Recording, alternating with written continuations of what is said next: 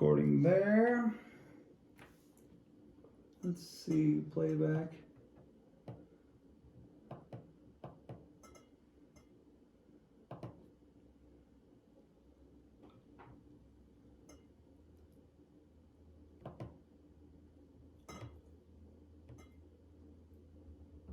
Ready? And we are live. Sweet. All right. All right. How's it going, David? Good. Cool. So a little backstory. You and I used to work together, right? Yeah. Yeah. You and I used to work together at Walmart, and I was listening to a podcast. I'm pretty sure it was Ben Shapiro, and It was. caught your eye or caught your ear. Yeah, I was going. You were in the meat department. I was going into the meat locker. I think I was getting the chicken cart, and yeah, I heard what you were talking about. And I actually really like Ben Shapiro also. Yeah. And so yeah, that got us talking. I remember we talked pretty frequently after that. Yeah, I think I enjoyed our conversations really because the community here in Chanto, man, it's majority like left leaning. Yeah, So it's not very diverse. No. So I don't really have a lot of people that share this common mindset that I do, and that's kind of what we ended up doing, right? We ended up just sharing a couple stories. So I was wondering, like, the community or where you grew up or your household or the community that you grew up in, was your mindset something that was part of the culture, part of your lifestyle, or is that something you acquired over time? My political views actually mostly come from when I started thinking about voting for my first time. I had never really gotten into politics. I didn't really know what was going on. Whenever I heard something on the news, I would just say I wouldn't care, just watch, as long as I can watch cops on Saturday morning in my cartoons, Yeah. it didn't really interest me. But once I turned 18 and I went and I decided I wanted to vote, that's when I started learning more about politics. And also, what really changed everything is when I started getting into finance. Yeah. That really shaped my early political views. I was really left leaning, really super duper blue, man. I was raised on welfare, so I mean, food stamps and access. If I didn't have it, there's no way I would have went to the doctor or got fed. Yeah. So I was super in favor of the Democratic agenda. And it wasn't until I learned about how important a capitalist and a free market society is. Yeah. And why in America that system is the best system, and why a lot of other countries around the world actually follow us, is because it's such a good system. So that in itself really shaped my political beliefs. So like finances was kind of the door for you? Yeah. I see. I think I agree. Like same, I was like diehard blue. My entire family they voted blue. Didn't matter who the opposition was. It was Democrats were the home team, and that's all I knew growing up. It's all I knew growing up here. Mm-hmm. I remember when I was in college. It was Obama's second term, and a buddy of mine was like going crazy because he had a fear that Obama had a chance to lose, and he had this mindset that if a Republican became our president, our next president, and Obama only served one term, that America was going to go into a war again, like just instantly. So he was like telling me, dude, we gotta, if Obama loses, me and you, we're gonna drop out tomorrow and we're gonna enlist. And I'm saying that I didn't give a shit. I didn't give a shit about politics, dude. I was sitting there and I was like, yeah, probably not. Right. I don't consider myself a tough guy. I think you gotta be tough doing military. I was like, I can't do military, dude. And I was just sitting there like, I don't know, I guess. So he had this mindset. He was like, we're gonna enlist. So after that, I did it. After that, Obama ended up winning and he chilled out. Yeah. And I still had no clue about politics. Like before the 4 years of Obama's term, Oh. I just kind of knew he was the best president ever. The news loves to shape what you think. Yeah, he was the best, man. And Yeah. so, I didn't get into politics until Trump ran against Hillary. And it wasn't because I was looking for politics. It was that time frame was. You couldn't avoid politics. Mm-hmm. It was they put it in every social media platform. It was on the news left and right. And it was in the TV shows. Yeah. So you couldn't avoid politics, and so I ended up paying more attention to it. And I think I made a video about it on my YouTube channel about why I walked away from the left. Oh. Yeah, and it's really just because like I got into like I don't know debates online. I'm not proud of it, but I got into debates online and. People ended up putting instead of just arguing with me, they were putting they were citing links to certain things about certain statistics, and I was like, that's not true, and I denied all of it. I didn't believe it, and I ended up reading 2 or 3 of those links, and I was like, shit, I'm wrong. Oh. So I ended up reading more and more about just things Donald Trump did, like the whole kids in cages. Yeah. I was like, dude, put kids in cages, and that's one of the links that someone shared with me. They said Obama did that. It was an Obama era. Most of the immigration things that Trump has actually come under fire for are actually most Obama era policies, because he was actually trying to limit immigration under the radar because it had become such a problem. We have such a high unemployment rate in this country, even when the Fed says that we are in full unemployment. Yeah. I use huge air quotes around full unemployment because they count government jobs now. They fluff the numbers. Yeah. They're not real anymore. Have you ever heard of shadow stats? I have not. Well, shadow stats is like the old way of how they used to view inflation and unemployment numbers and things like that. Uh-huh. And the true unemployment number is actually somewhere around 30%. So 30% of all Americans are out of work.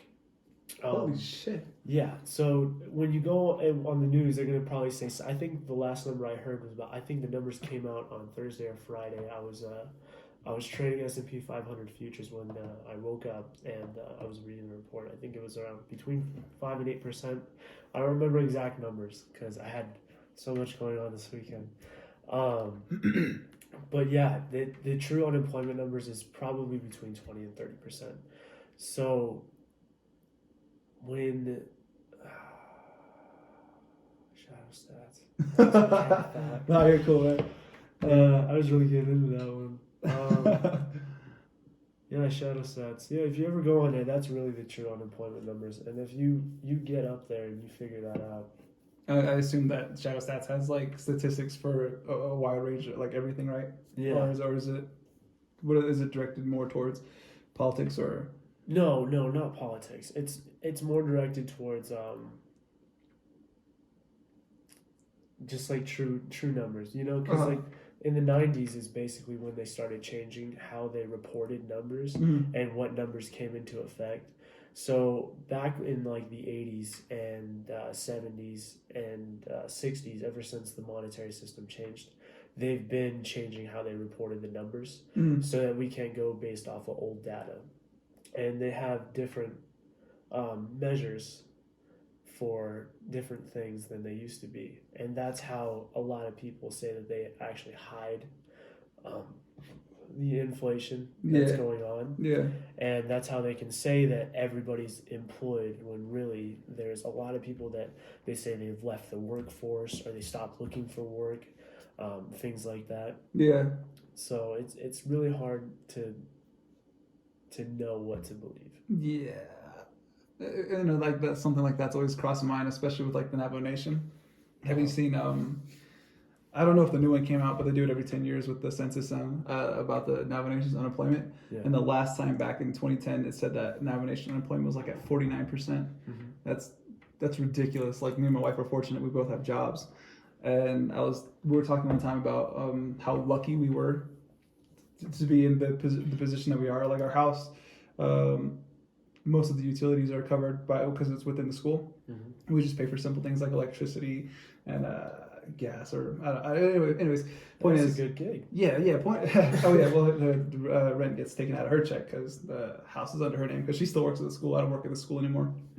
But so we just moved it all to her, and I was telling her about how fortunate we are that we both have jobs, and we have a good house. Well, a good house with all the utilities, and like considering like the nomination. I'm gonna say allegedly now that now that you bring up shadow stats, or in a sense how it would apply, or see if the numbers would even change to the Navajo Nation. I assume they would. Yeah. I kind of have my doubts about 49%. Poverty on the reservation is ridiculous. Well, I've seen quite a bit of poverty in this country, and a lot of people on the reservation, they live in very rural areas. There's not a lot around. You have to drive very far. Bills cost money, cars cost money, gas costs money, insurance. Yeah. So based on the amount of expenses that a lot of people probably have, I mean, you got to haul in your own water. A lot of people have animals they need to take care of. Based on like how many expenses that people have and the average wage of the Navajo Nation, which is probably about the same as everywhere, because you have like places like Tuba and Canton. They have little restaurants, and they have probably doctor's offices. They have a hospital and everything that normal cities would have. It's probably just like it is everywhere. Everybody's living paycheck to paycheck, and nobody's really sure on how to cut costs so they can save money. And even if they do save money, most people just save money for when they're broke. Yeah. They never turn to, hey, I have this extra money. What can I do to make it into more? I've seen a lot of entrepreneurship on the reservation. A lot of people make their own businesses. They sell jewelry. They sell lots of food. They sell lots of art. Lots and lots of art, clothes, dresses, bartering blankets. still goes on. Yeah, I was driving here. I saw some people selling wood and coal. Yeah. So I mean, there's a lot of people that are making their own way and like living the American dream and being able to provide for themselves. But I feel like even those people that are able to provide for themselves, a lot of them aren't versed enough to realize that you need to be able to create interest on your money. And a lot of people might not even know what that interest is or what interest can turn into if you give it the right time to snowball. Yeah. So, that was actually one of the main things we wanted to talk about, right, is your money tips. Yeah. When did you get into trading? Because you have a YouTube channel, right? Yeah. I have a YouTube channel. I post on there frequently. It's not really a set schedule. It's mostly just when something is really like, I feel like the people that are subscribed to me, I don't get like tons of views. It's about 50 to 100 views per video. I think my most viewed video is probably about 300 to 500 views. Nice. And it's just like live trading. I just show people what I do, how I do it. It's called Dave's Trades on YouTube. Cool. Dave's Trades on YouTube. Yeah. And I'm just an amateur investor. I have been doing it since September 2017, and I have quite a bit of experience on investing, long term and trading. Yeah. I like to stick to futures for general day to day, and then I put most of my capital into stocks and ETFs, things like that. Yeah. It's basically just you gotta pick your entries and your exits very well, and you have to have a plan. Yeah, I tried to get into stocks. As actually when we were working, remember we were talking about it. You asked me what I used, and I used Robinhood. And that was really, my first app I ever used. It was really more of a long-term idea. The idea of trading aggressively during the day crossed my mind, but I'm too chicken. it's intimidating. So I remember buying like shares with Disney. This is before they acquired all of Fox's properties. I remember us talking about it actually. Yeah. We were standing by the cottage cheese. Yeah. And I just remember I was telling you about how they were going to acquire this and acquire that, and they had like major movies coming out, and a lot of these things were dropping. So that's why I bought like 2 or 3 shares with Disney, and I started reading more about dividends or simple things like that. Yeah. But I got into some like money trouble I think maybe that summer or the summer after. Me and my wife would do a ridiculous amount of traveling, but obviously not last year. But that year we ended up needing some cash, so I just sold everything I had, and it got us through the summer. Yeah. And I haven't looked back at it since then, but like I definitely it's definitely something it's intimidating. How do you so do you trade aggressively? Like oh yes, I trade daily. It is actually a very good source of revenue for me. It's not counted as income per se; it's capital gains. So I actually have my own account, and then I try out for a funded account. The funded account that I've tried out for is Top Step Trader. It is a horrible system. Yeah. I don't know why I keep putting money into it, but like every single time I'm like this close to passing their little test, so they give you the money to trade with. Yeah. The system glitches on me, and I'll email them and be like, "Hey, what's going on here?" And they'll be like, "Oh, I'm so sorry. We'll reset it for you for free." And I'm like, you know what? This is a waste of my time. So I'm not saying it's a scam, because I've seen a lot of people, they've gotten on there, and I've heard testimonies from other people that have used the service. So I guess it's possible, but for some reason I'm unlucky in that sense. Every other trading platform I've ever used doesn't do that. What do you use right now to trade? TD Ameritrade. I use Thinkorswim. I also have an M1 Finance account. I have a Webull account, and I also have Fidelity for my long-term IRA and stuff like that. Yeah, so like M1 and you said Webull? Webull. Yeah. What are those? Well, M1 Finance is something that I like to use in a way to make my own index funds. Do you know what index fund? Nope. In order to save time, I'll try to give it like an apt description. It's basically just a bunch of companies shoved into one stock. So like the S&P 500. Yeah. An index fund will base off the S&P 500 for one. I think it's called an ETF. It's called SPY. SPY. It's the spiders. It is an ETF. But a lot of index funds go and buy that, and that's how they invest in the S&P 500. So I like to create my own indexes. I have like one for I can actually pull it up. Okay, go for it. Let's see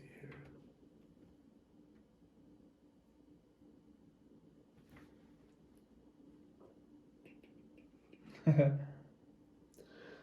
So I have this one, and I have a recovery and travel portfolio, and that has like Southwest Airlines, it has Hilton Hotels, Disney, Delta Airlines, United Airlines, American Airlines, Wynn Resorts, Expedia. So basically just like travel companies that I feel that during a recovery from COVID will do extremely well. Yeah. So it's somewhere where I think my money will be safe.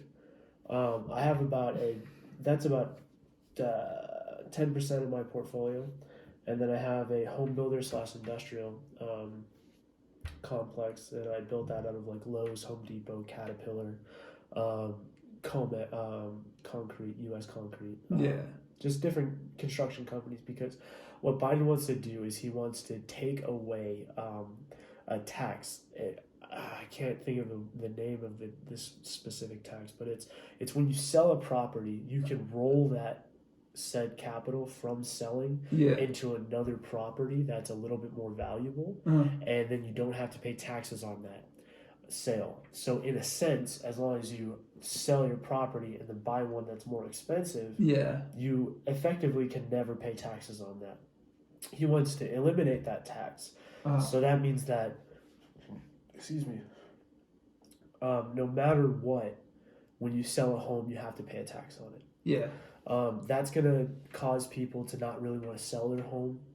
It's going to be more of like, hey, if I sell this house, I'm going to have to pay 3 to 10% to sell it, because you have to pay taxes and stuff like that.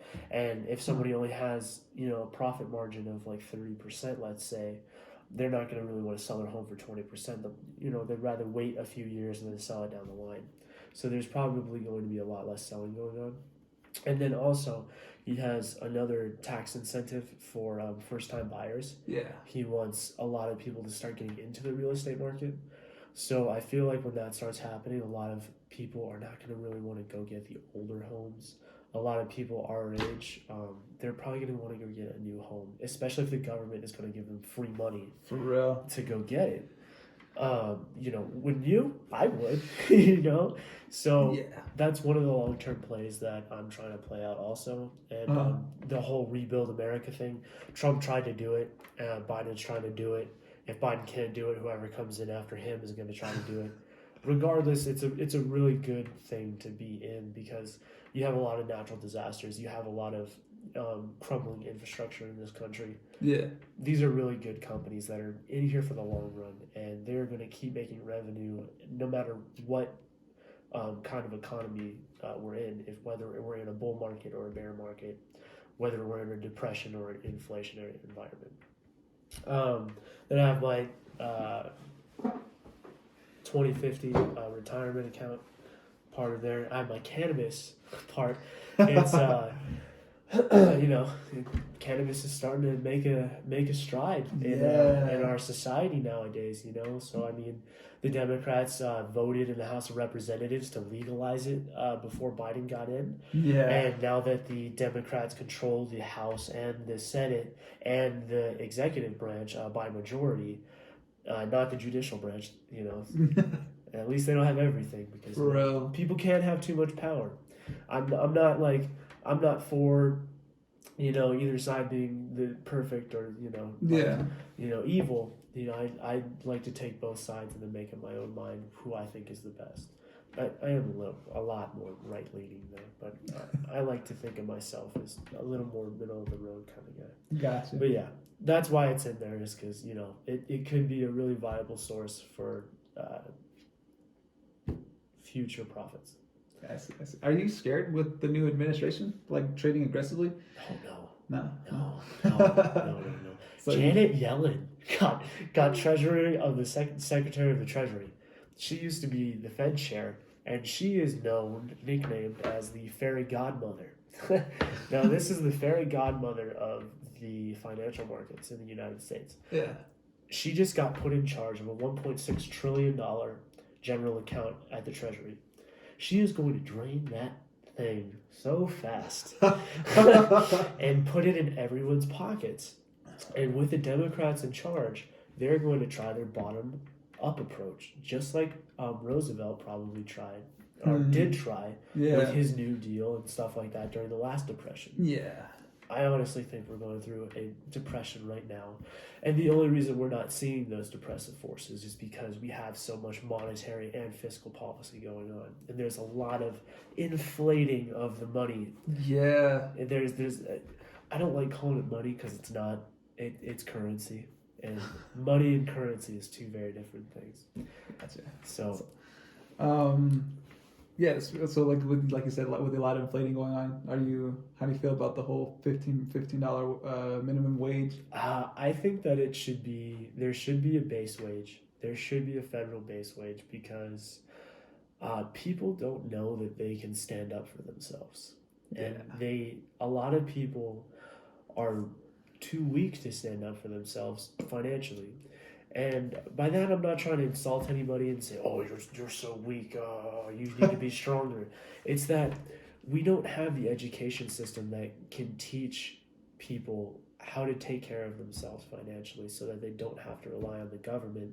And when they can get into a job for an actual fair wage, and how to support themselves if the job that they want cannot give them a fair wage in order for labor prices to be more competitive.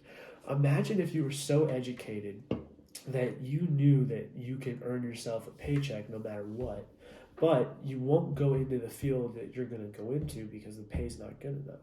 You have other options. So I feel like that has to do a lot with education. And until we really work on the education system and give ourselves more of a capitalist view on things from our education system, I just don't see it ever happening. I think that America cannot survive on its own because we've become so reliant Yeah, on, Big Daddy Uncle Sam for real. to tell everyone what to do. One thing I saw, or one thing I read, I don't remember, where did I read it? But there was an idea behind like free college, that why don't we just make college free and then just send a lot of people to college, and so the idea is that the idea is that college becomes free, and then a lot of people go to college. A lot of people end up with degrees, and our society gets smarter. And so the question was like, don't you want smarter people with more degrees out and about? Wouldn't that correlate to a stronger economy, or a stronger tech industry, or a medical field, medical industry, things like that? But my stance is, I've always been against free college. Really, because I've worked in a school. I've worked in a school where education's free, like the lectures are free, and it's tough to work in a school where the kids have almost what seems to me like no accountability. Teachers, for me, it feels like teachers are at a disadvantage.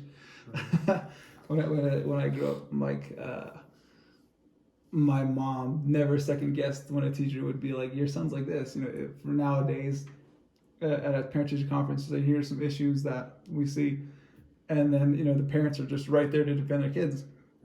And when I grew up, man, I've been whipped like so many times, like right in front of my teachers, in front of my friends. Like I was in fifth grade. I still remember this. I was in fifth grade, and I was acting like a little shit, dude. And I was hanging out with like the wrong guys. I knew they were bad guys, but they were so cool. So we're hanging out, and I was in Miss Tooney's class, all the way at the end of the hall, and we had a sub that day, and I was giving the sub a hard ass time. She was like, "I'm gonna call your mom," because she was cool with my mom. Really small community. I was like, "Go ahead, I don't care." I called her bluff, man. She wasn't gonna call my mom. And so like 2 hours later, I'm in class, and like, you could just hear people's footsteps, and you know who it is. Like I'm doing my thing in class or whatever. I don't know if I was being a little shit or whatever I was, but I do hear footsteps, and I'm like, nah, those footsteps, like this sound familiar. And then I just hear like Mayo at the door, and I turned so quick, and I was like, oh shit. And so she's like, get over here. And so like I got up, and like all you hear, I'm assuming from the classroom, is she chewed me out in the hallway. I get back to class, and I'm sitting there. Right. Yeah. Eyes. I would have brought you a pacifier. I would have thrown it at you and been like, "Hey kids, don't put it in his mouth. Don't cry." Yeah. So like after that day, never hung out with those guys ever again. That's good. Yeah, it worked out for me. Yeah. But today, like parents are so quick to defend their kids. That's one thing I've seen. Yeah. Another example is, this is highly like, even I would be against this, but the point I'm making is the culture. I remember I was again being a little shit kid, and I was in third grade. Like I remember Miss Slick. So her name was Miss Slick, and it was during like Ames testing or something. So we had the little packets, and the packets had a ring on it. And I remember she walked out of the classroom. First chance I got, I ended up getting one of the rings, and I put it in my nose, and I was acting like a bull, like with this other kid. Yeah. When girls have that piercing, that's always what I picture. Yeah, like just the bull. So we're making like more bull noises and being stupid, and I didn't hear Miss Slick walk back in, and she walked in, I took it out of my nose. She's like, "Give me that." And so when she got it, like this is, I don't know, like she. I want to say like she she grabbed it, and she wanted to like almost flick it at me, and it like got me in the nose, and she was like, "You want to pierce it?" Like she said, I don't know, she said something, but point is like I was scared, and like I ended up crying, but I wasn't gonna tell my mom. Yeah, because my mom, the thing that kind of my mom's question would be like, "Well, why were you doing that?" Yeah. Like, or why did she flick it at you? Exactly. And I was like, I had to tell her, "Oh, because it was in my nose." Yeah. And then she'd be like, "Well, don't put it in your nose." So like that's the same mentality, same culture I have with my son being a monkey or whatever. Like if you're gonna act out, you're a kid, they're adults. Yeah. They're gonna let you know that you're fucking up.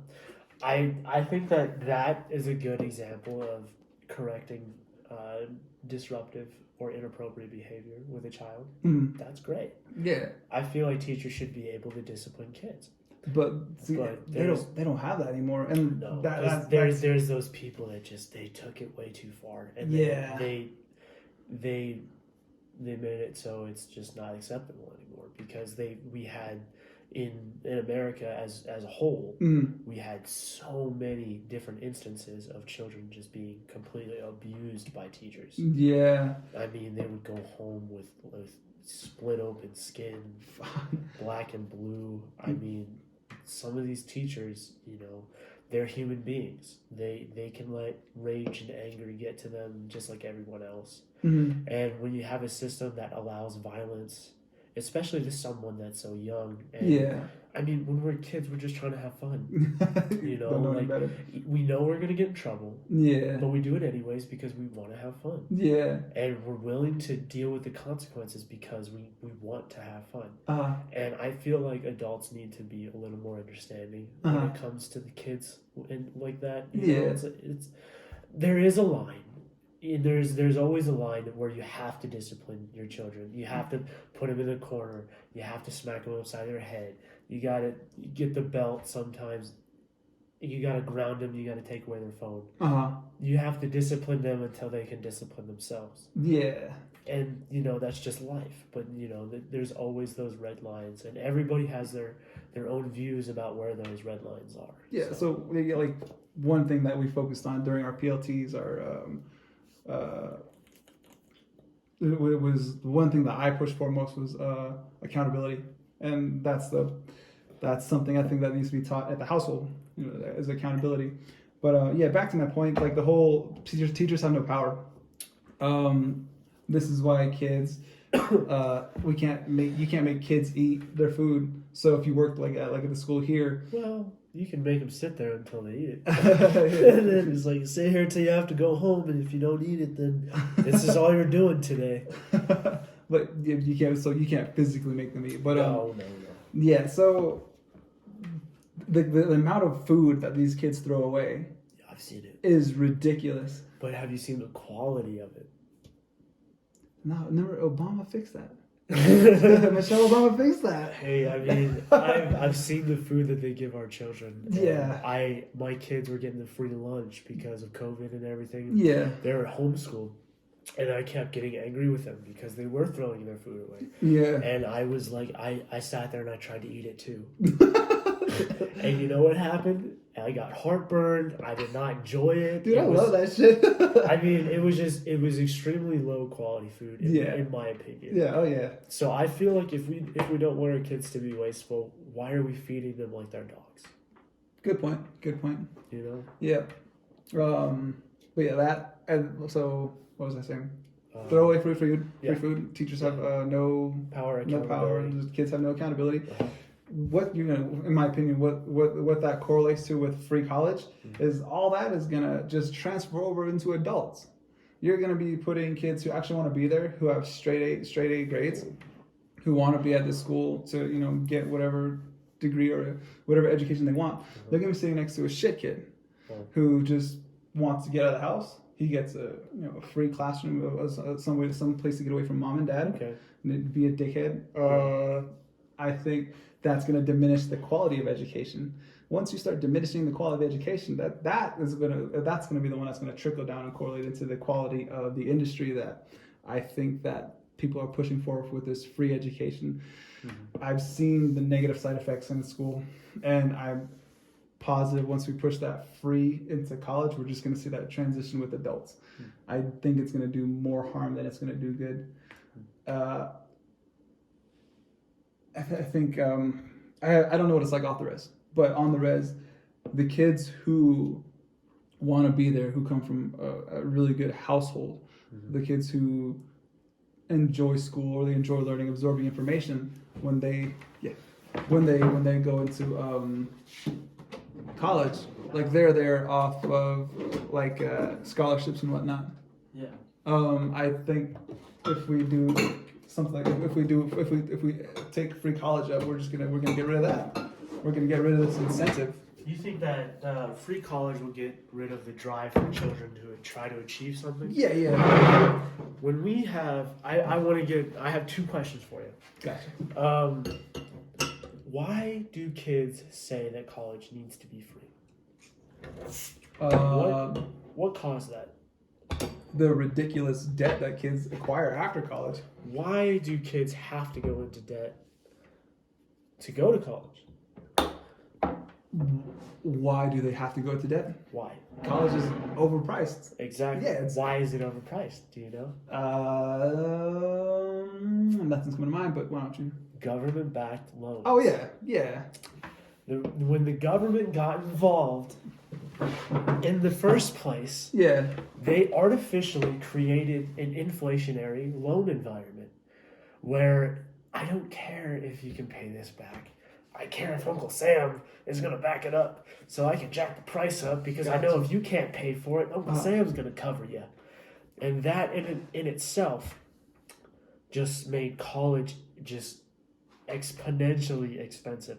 The real price of putting our children and our young adults through a 4-year education is probably about 20% of the price that they will actually pay, because there is such a surcharge from the artificial inflation of the government because they decided to back these student loans. Yeah. And now they're trying to forgive them completely. And not only is that a horrible idea, because they're the ones that screwed it up in the first place by getting involved, now they just want to screw over the banks and everybody and the taxpayers and just make it free. So we're going to make it so expensive that nobody can pay for it. You have to go get a loan. So we'll make it free and we'll hyperinflate the currency. Like, what's going to happen when college is $1 million a year and it's free and the taxpayer foots the bill? We're already running $1 trillion deficits. Yeah. Like, this is not a system that is going to last forever. Like, it just depends on what they do to make it blow up either slower or faster. And what you said about you think it'll ruin the drive, I think that it won't ruin the drive, because using myself as an example, I was talking to you before we started filming. Yeah. I never went to college. I never finished high school. Yeah. I was raised in an environment where I learned about entrepreneurship and money. You know, I feel like if kids don't want to be there, because high school was free, you know? I didn't have to pay for high school, and to me, high school actually was more of an opportunity cost than anything, because I felt like the time that I was sitting in the classroom was time that I could be out earning a wage. When I was 17 years old, I went out on my own. I had 2 jobs. I moved out of my parents' house. I got my own house. So from the age of 17, I've basically taken care of myself.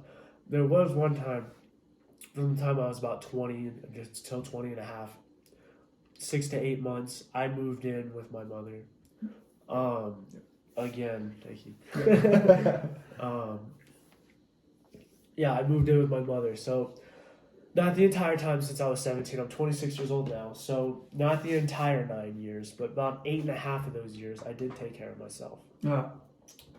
And I thought school was a waste of time.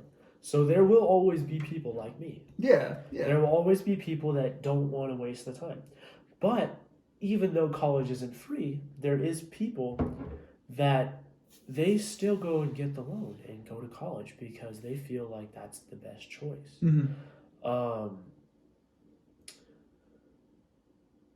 Just because it's not free doesn't mean it's not accessible. Yeah. Especially with the free government-backed, technically free, air quotes around free, government loans. Yeah. Because, if daddy's going to pay for me to go to college, I'll go to college. But if I have to pay for it, F that, because it's too dang expensive.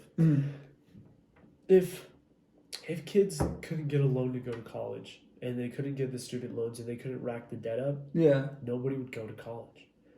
If the government never stepped in the first place and ruined it with their stupid government-backed baloney, we wouldn't even have this problem or even be having this discussion, because the capitalist environment would have taken over and the free market would have taken over, and you would be fighting for the best interest rate and the lowest price of the best college. Where I think the free market or a capitalist market couldn't take advantage is when schools want to inflate their prices because of these. No, because if it's too high. Well, the degrees they offer. They need to get rid of some of these degrees, dude. Well, they're not going to get rid of them as long as people pay for them. Yes. It's just like when you go to your favorite burger joint. Yeah. And they have that. I love mushroom and Swiss. Uh-huh. A lot of people don't like mushroom and Swiss because they don't like mushrooms and they don't like Swiss cheese. You know? Oh, yeah. Delicious. It's like I go to my favorite restaurant. For instance, McDonald's. I like McDonald's food. I like McDonald's burgers. Not my favorite, but McRib. I like it. Yeah, there you go. McRib. They changed it so many times. When I was a kid, the McRib was so much better than it is today. Today, it does not taste as sweet and as hickory, like savory. I don't know. I had it the previous time it came out. I got it from Page McDonald's, and it wasn't the same McRib I had when I was a kid. And I was like, I have not had this in about 5 to 10 years, and I cannot believe it's not the same. I was so disappointed. But anyways, it's like going to your favorite burger restaurant. I go into McDonald's and I say I want a mushroom and Swiss, and they say, okay, here you go. And then the guy behind me is like, bleh. Why don't they just take it off the menu? Yeah. You know, and McDonald's is going to sit there and say, sir, I'm not going to take what other people want off the menu. Yeah. Because you don't like it. They want to order it. I'm going to give them what they order. As long as I can make money, I'm going to have it on the menu. Yeah. So in a sense, that's how I want to, put it simply. As long as the degrees are getting paid for, they're going to have as many baloney degrees as they can. Yeah. Because their job is to get you to pay for the diploma. Uh-huh. They don't care what you do after. That's my point. That's what I'm saying. It needs to go back to accountability. Yeah. You don't get a degree in gender studies and then bitch about your $50,000 loan and then complain about not being able to get a job. Because it's government backed. Yeah. The accountability that you want is taking government out of our lives. Uh-huh. That's why I lean a lot more right than I do left, is because the right likes small government. Yeah. And I feel like if we had less control, we would actually have more freedom. Oh, yeah. And if you have more freedom and you know that you're going to have a $50,000 loan when you get out of college. Mm-hmm. You are going to make sure that you are going to go into a field that gives you a job that makes it so you can make the payments and pay the loan off. And the college is going to do their best to put you in that field because they are responsible for the loan. Uh-huh. But as soon as the government stepped in, everything became complete artificial baloney. Uh-huh. All right. Interesting. So, are you for free colleges? Free? No. Free. I am absolutely against it because even though I do not believe in college because I feel that I can pick what to study better than they can, I feel like the accountability is not there. You're right. And if we made it free, then what's the point? It's like, it's great, it's accessible. Do you think... But can we afford it? And it really boils down to, because K through 12 is free. Mm-hmm. And, it's a good thing that we educate our youth. Yeah. And maybe free college could be a thing. And maybe it would be a very accessible thing. And it would be a great thing to educate our youth. The same way that K through 12 is. But it just boils down to, can we afford it? Can we afford to inflate the currency at that rate and be able to pay for it? Mm-hmm. We have to have economically viable solutions. Otherwise, we will hyperinflate the currency and then we will destroy the reserve status that we have and we will destroy the global monetary system because, are you familiar with the Bretton Woods Agreement? No. Okay, well... The Bretton Woods Agreement, it was basically after World War II, we had all the gold, and they based everybody's stuff off of our stuff because we had all the gold and we were the richest and the best and yada, yada, yada. Nixon changed that when he took us off the gold standard, and we became a fiat monetary system in the 60s. I think it was 1964. If I'm not mistaken, it was 1964. They took all the precious metals out of the money. There's no more silver. There's no more gold. It was just paper fake assets. And they stole a lot of wealth from a lot of people. It was just the biggest theft ever, and it will happen again because history always repeats itself. And the government just loves being in control. And there's nothing we can do about it because they outnumber us. Do you invest in gold and or silver? Yes, both. Yes. So are you afraid of the value of gold just taking a dump? No, because it's God's money. Not to bring religion into it. That's cool. That's just what a lot of scientists call it, is because it's its atomic number and its properties and things like that. Also, it's not something for nothing. Gold has been used for thousands of years as a form of exchange of value. Gold, no matter what, is worth something. Yeah. Everybody knows that shiny little metal thing is going to be worth something no matter what. And people will trade you for it. I've heard the flip side. I've heard the opposite. Well, what gives money its value? The thought. The market. No. The market. No. It's the government. Well, yeah. Oh, yeah. But when you think of money, is sheets of paper in your wallet. Yeah. Dollar bills. That's not money. Money is something that holds its value over time. Gold has held its value since the Romans. Have you ever heard of the Great Roman Collapse of the Empire? Stuff like that? Yeah, I'm not familiar with it, but yeah. What happened was they overinflated their currency, what we're doing. They fought endless wars that were not on their homeland. That's exactly what we're doing. And they debased their currency. So what they did was they had a 1 ounce gold coin, and then the next year would be like 0.99 ounce gold coin, and then it would be 0.9 ounce gold coin, and then eventually it would be just no more gold left in the coin, and it would just be a gold colored thing. Yeah. That's where we're at right now. We have the gold colored thing, and we've been going based off that system for a very long time. And no matter what, this system will fail. Since the first experiment of what they want to call fiat currency has happened. This is in ancient China, thousands of years ago. We have been repeating this cycle of fiat to sound, fiat to sound, fiat to sound across the empires, across the centuries. It is our nature to inflate our currency and to try to get something from nothing. When you do that, you lose everything. So do you think you'll live a lifetime long enough to see the transition of the currency go back to gold and silver? Well, our grandparents are going to remember this very well, because we went from gold and silver and sound money, copper, things like that. You know, you get something for something. Somebody had to go mine the gold out of the ground, and they want to be able to trade that gold for something of equal value. And that's what gave it its value. So we got something for something. We switched the system in the 60s from something to nothing. And when that happened, we basically excuse me, we went into a debt-based system where it pays to be in debt. Gotcha. Yeah. So yeah, like I said, I've heard the flip side that gold and silver are realistically worthless because they're just elements, or they're just rocks. Yeah. I've never remembered your last question.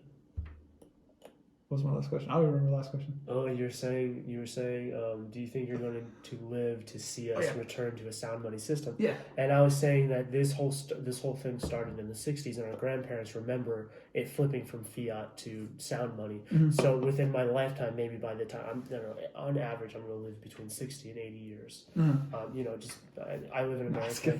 Well, I mean, I live in America. I have very good family tree. My whole family got COVID, and they all survived. Holy shit! Yeah, my aunt got COVID. She gave it to my uncle, gave it to my mom, gave it to my grandma, gave it to my other aunt, my cousin, sister, brother.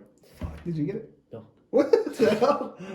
I don't live. They live in Scottsdale. Oh, I got you. Yeah, I live up here in northern Arizona. They're down in the valley, so You got I go and visit. You know, it's not. I keep very good relationship with my family. I think everybody should. Mm. You know, a lot of people are like, "Oh, I see my family. I see them in court," and that is just horrible. If I ever had to see my family in court, my life is not the way I want it to be. Nah.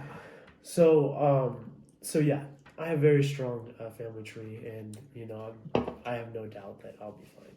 Yeah. So between 60 and 80 years, I think it's completely possible. I think it's completely possible that we inflate the currency so much that we cannot come back down. It happened to the Germans, and that's actually what brought Hitler to power. Is they had such a bad inflation. You're seeing it right now in Venezuela. You saw it in Greece.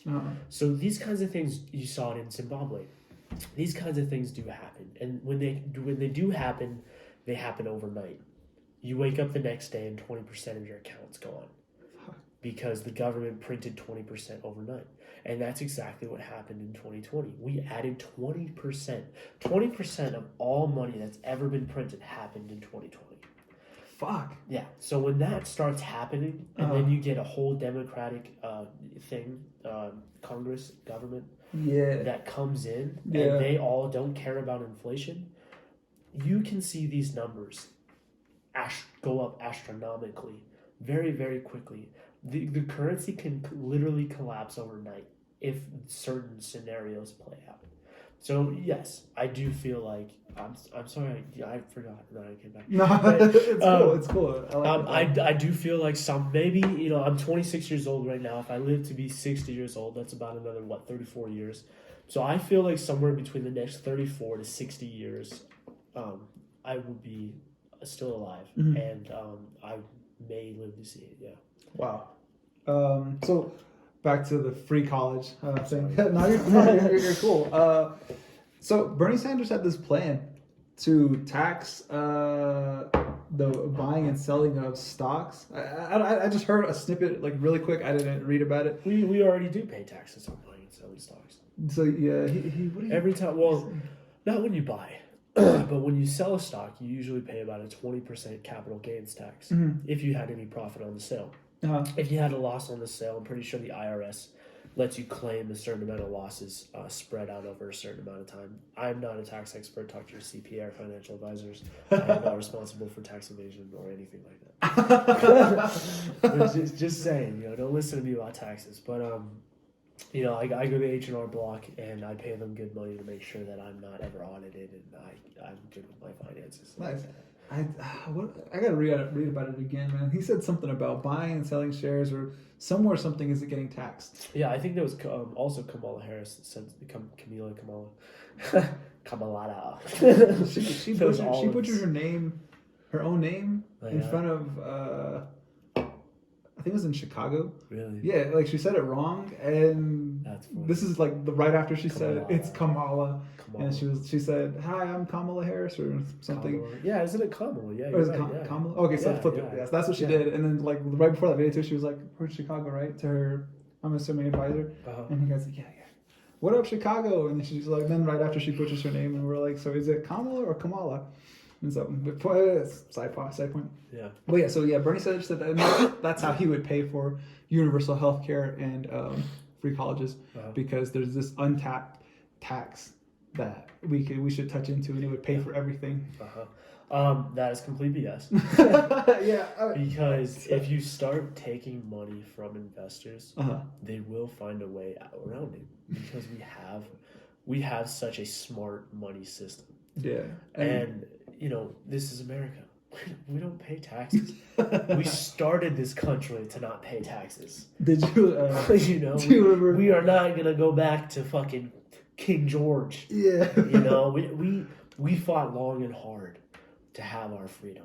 Do you remember when? Did you hear when during one of the presidential debates, Biden tried to call Trump out on his tax evasion? And Trump, like, to summarize, basically He's was just like, smart. He's like, I did what you and Obama did. Like, I took advantage of what you and Obama implemented. Yeah. And I think people don't realize that, like, what he did wasn't illegal.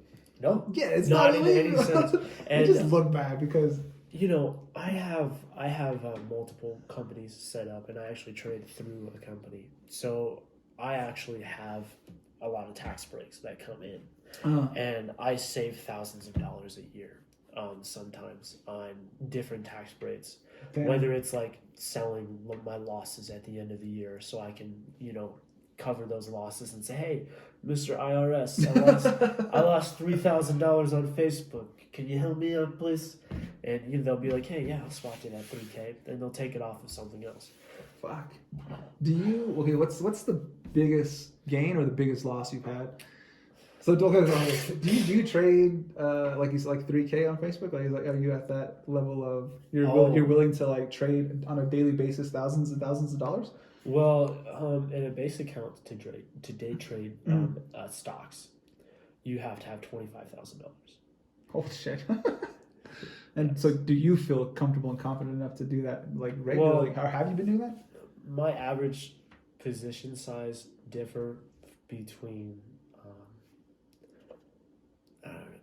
Yeah, you don't gotta say it's kind of, I don't know, I just don't want anyone to anyways, I do post stuff on my channel. I'm not exactly too transparent when it comes to my account size. I don't blame you. No. So have you had a big loss? Oh yes! Oh my gosh! What's a big loss to you? Because big loss. Well, my biggest loss is I lost my whole account. What the fuck? How did that happen?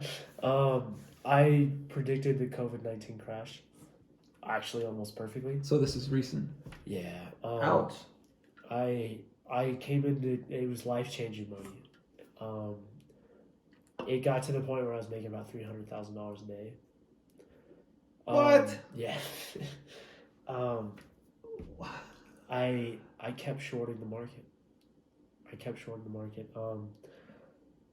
It's kind of hard for me to talk about because it was just really bad. I really fucked up so fucking bad. How did you recover from that? Like, what did it take? What did it take for you mentally or physically to recover from losing money like that? I think at the high point, my account was well over $3 million, and I put everything into S&P 500 put options. Literally at the bottom. Fuck. Well, I have never been through a fiscal policy change. Mm-hmm. My trading career exists in only a extremely range-bound market. Yeah. I've never traded in a bull market. I've never traded in a bear market. I started trading in 2017. The market topped in 2018. In January of 2018, we had a big sell-off, about 20%. And from that time up until we had the COVID crash and the Fed and Congress started their fiscal and monetary policy, we were in a range-bound market. So basically, I got really good at trading ranges. And I had it in my head that this was the next depression because I saw a trend from 2008 until present day, and we broke the trend. But what saved us was the Federal Reserve and the COVID relief bill. Mm-hmm. I was completely unaware that would make asset prices inflate like they would. I thought we would still have a major decline across everything, and we wouldn't see inflation for a long time. So I kept shorting the market. I kept shorting, and everything told me not to. And I let my emotions control my actions, and I lost everything. Fuck, dude, that's... Yeah, lost everything. Holy crap. Yeah, because options expire, and when you put all your eggs in one basket, and the basket doesn't have a bottom, all your eggs fall right out. So. Yeah. So real quick, just to explain for people, explain to them a bear market and a bull market. A bear market is when the market is declining. Yeah. They use it as a metaphor, right? Like the bear is pushing down, right? Yeah, bears, and then the bull knocks it up with their horns, and the bear comes with their claws and knocks it down. So a bull market would be I want to say successful because success means an ending. Well, A positive market, right?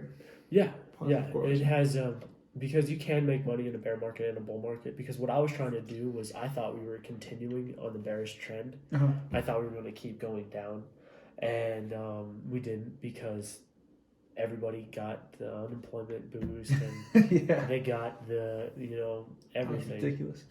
Yeah, so it was literally like I had about a few $1,000s. I want to say about 4,000, and I turned that in very quickly into a little over $3 million, and then lost it just as fast. And then another vocabulary word, shorting the market. What do you mean by Shorting the that? market.